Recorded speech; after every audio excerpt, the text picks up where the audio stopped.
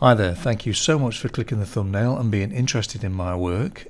In this video I share with you my techniques and tips on how I created this baby's hand. So be sure to watch it right through till the end, because here and there I'll be slowing things down in real time so you can take a closer look. So let's dive in and take a look.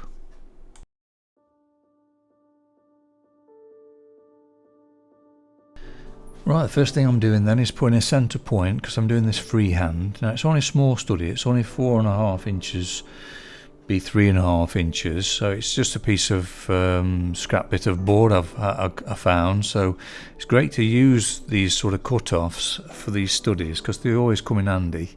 The pencil I'm using for the outline is a 708 Carbothello pencil. Now I'm working on the centre point there, and then I've got the edges of the actual board because it's scaled up to the same as the reference image, so I've got that area that I can use to find the shape, and then I'm using angles from that centre point, so imaginary angle from one point to the other, and then you just develop it from there. So what I'm doing first is creating sort of big shapes to start with, and then what I'll do then is go smaller and smaller, but just looking for angles. Now fingers can look a bit weird when you just draw the outline, because it's when you start putting that form in, the light and shade, it all starts to look familiar. So don't see it as actually fingers, just see it as shapes, and just squint your eyes and just try and see and recognize the actual lines and shapes and draw them, rather than trying to think of it as a finger, because what you'll tend to do is it'll create tension that it's not looking right, but it won't look familiar until you start, like I say, putting those light and shades in the values, and then it'll all come together. But just see the outline. So you've got to disregard the colour, you've just got not to see it, and just open your focus just to see them lines and not colour at this stage. Just see it as angles and shapes. I have got quite a few videos in my channel now explaining how I do the outline freehand in depth, so be sure to check those out after the video. I'll leave a link in the description so that it makes it easier for you to find them. Just ghosting the image a little now, just using a Faber-Castell kneadable eraser for that. Now for the underdrawing I'll be using these basic colours. Now I always start my underdrawings with the white. I'm placing more pressure on the pencil where it's lighter and less pressure where it's mid-tones, and just using the actual board as a part of the tonal value, so less pressure creates more of a grey tone. So all I'm doing really is just trying to get the basic shapes correct, readjusting the outline if it needs to be done, just putting some basic form in, just gives me an idea where everything lies, and just making sure everything's in the right proportions. And then I glaze over the top with a warm red. And then for the shadows I use green and red. The reason I use green is because green is a complementary colour of red, which creates a natural shadow when mixed together. Desaturates it as well. So, and in the darker areas I'm using dark green and a cold red. So it creates more of a deeper shadow. Now I'm applying these colours very lightly because I don't want to fill in the tooth too much, but it's just enough just to make it so the colours will glide on the next layer. It creates a sort of chalky underdrawing, which makes it so much easier then when we start putting the richer colours on. With this being pale skin, I've added ultramarine light to the mix as well, but there's a brown I've not shown you there that I'm using, which is like a burnt umber brown.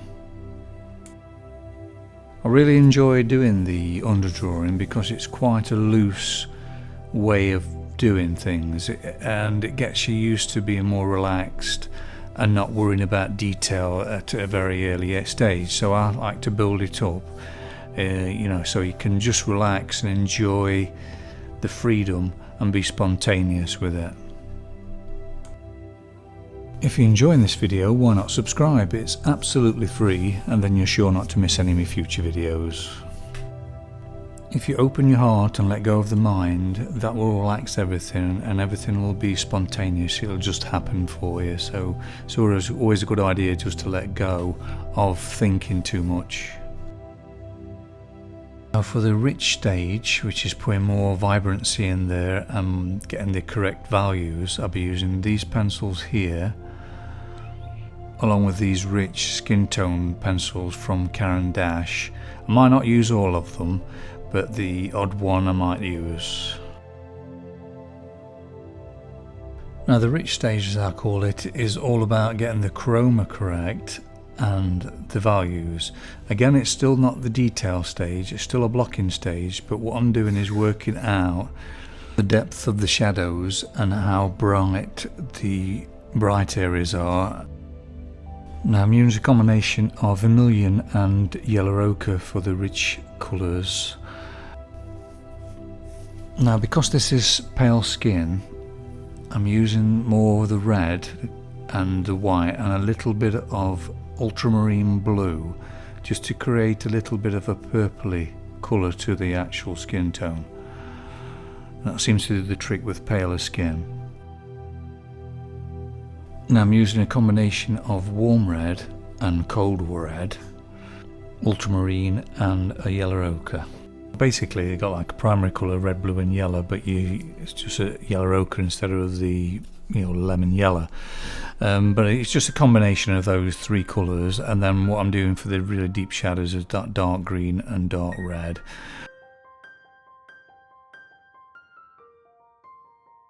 Just trying to get the lightness of the clothes more like what it should be, just so it gives me an idea then how dark to go with the shadows and how rich to go with the skin tone. So sometimes it's a good idea to do other elements around what you're doing.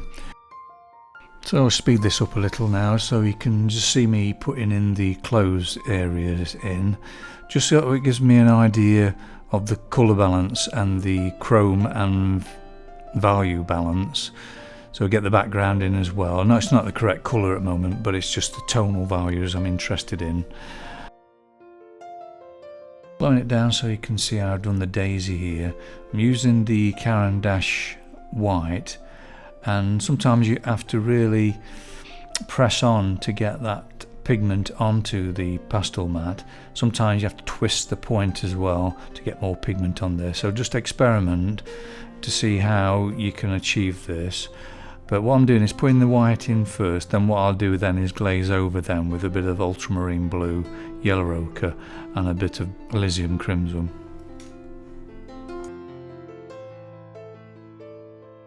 Just like to take this opportunity to thank all my Patreons for their generous support every month for pledging.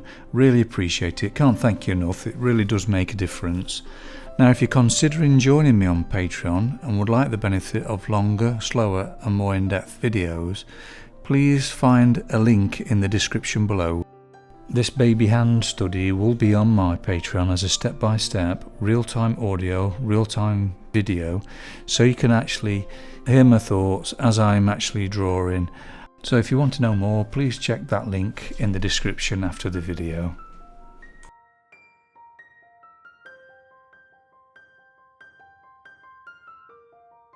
Now for the centre part of the daisy there, I'm using the vermilion and lemon yellow, which will give it like a zinginess to it, and then just putting a little bit of blue here and there for the shadow areas.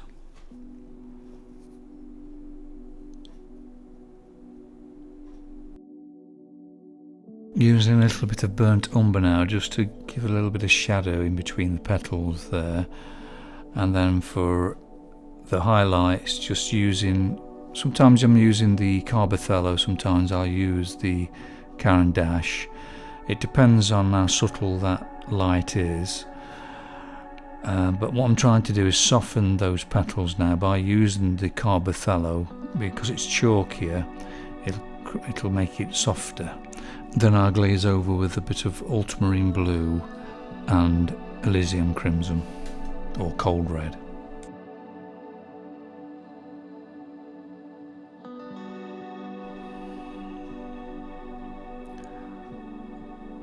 Now what I tend to do is just open the heart, close the mind, so let mind just relax and just feel the energy and sensitivity of the subject and melt into it. Just feel as though you're one with it, and then just let it flow from you. Just let all that energy and that feeling just go into your body and then out of your hands.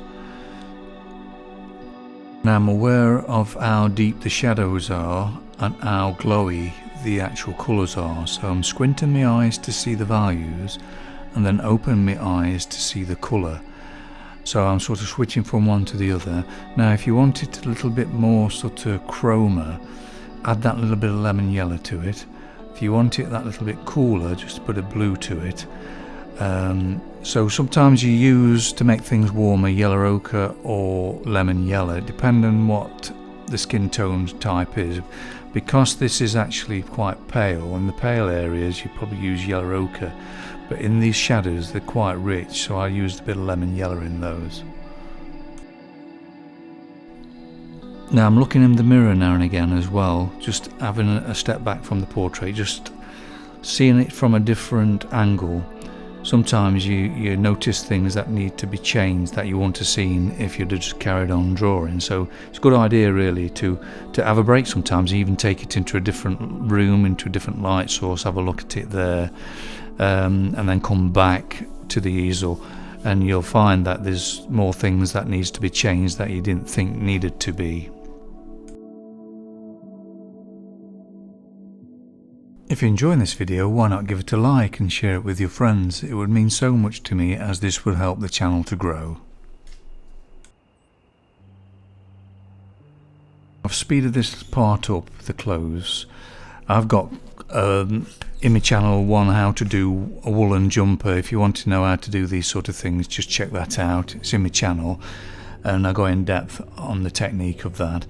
But here I just want to rush through this because I want to spend more time now at the end giving you real-time footage of how I put little fine details in the skin tone. Now to subtle up these shadows in the clothes, I've used a little light grey with it as well, but I'm mixing also blue, burnt sienna and a yellow ochre, so I'm using those combinations just to sort of get the subtlety of the colour, but just using the grey to get the value of it and the softness to it.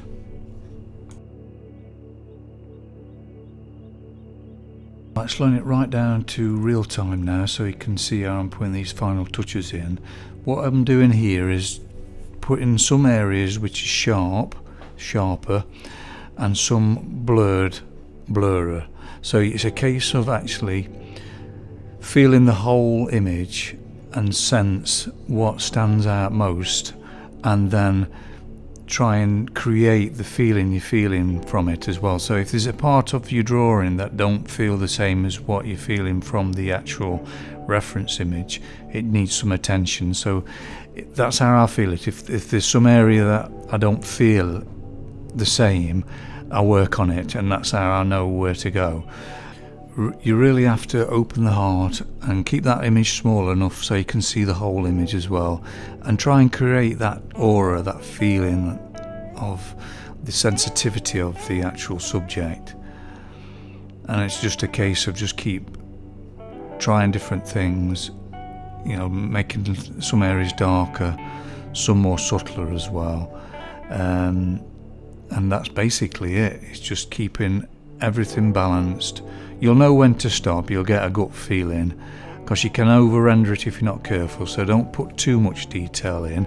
So don't blow the reference image up really big so you can see every detail and start putting that in, because that will kill the essence. It's not all about detail, or you might as well just have another photograph blown up.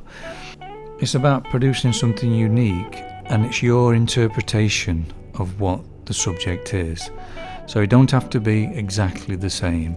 For me, it's about getting the feeling, the energy, and bringing out that more than the details.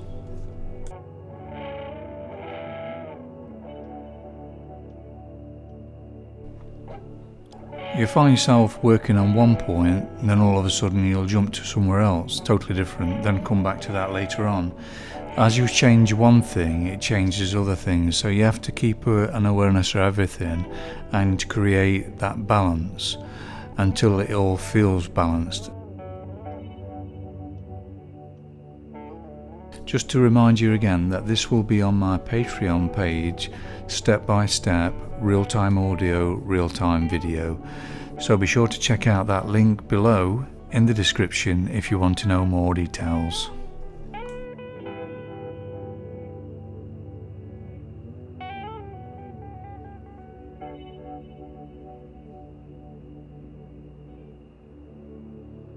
Hope you've enjoyed this video. Here's the actual picture at the correct angle rather than being in perspective on the easel. If you want to see more of my videos, here's a few links that you might be interested in.